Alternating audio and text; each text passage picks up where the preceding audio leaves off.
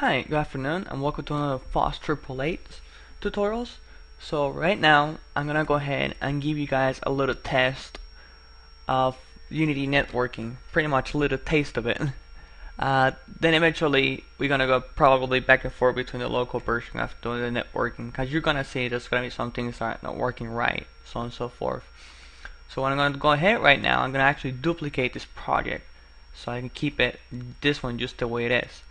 So my name is Blastoise Tutorial 01, the name of this one. So I'll go ahead and here, yes, I know, I have a whole bunch of folders in here. And go ahead and duplicate this one. And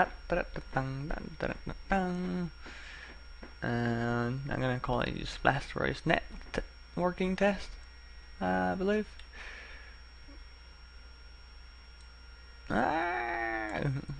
Come on, yeah, there we go. Okay, so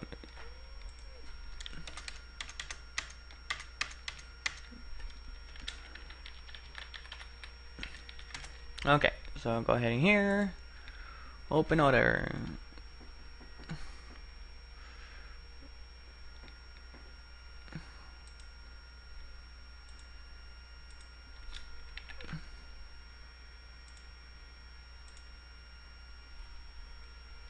Okay, so before we start the enemy, I'm gonna go ahead and turn it off. And the setup level, this one is the one script that does the whole thing about spawning the asteroids. We're gonna turn that off.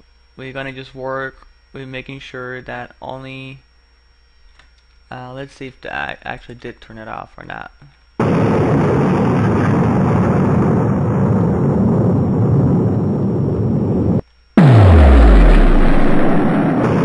Okay, so no asteroids around.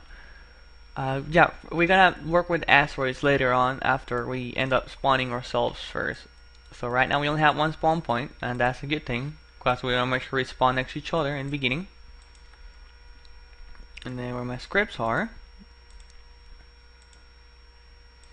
we are gonna make a new script, obviously C#, and we're gonna call it connect. Now you might not understand most of it, of what's going on this script, but eventually I'll be able to try to explain what's going on while I'm writing down the script. So I'm gonna go ahead in here where it says our game manager, and then put my connect script on it. Obviously, go ahead and open it.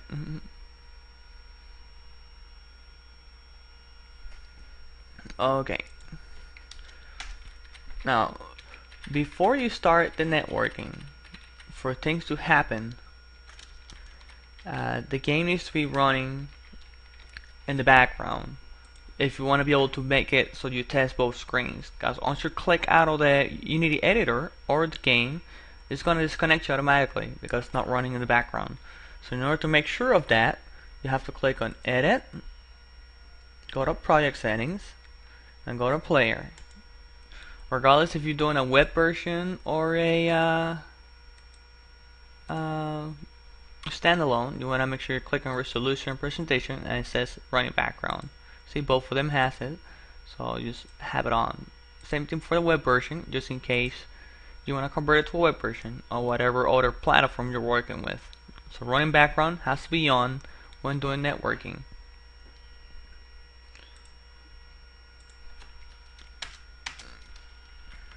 So I'll be seeing you guys on the next video, okay?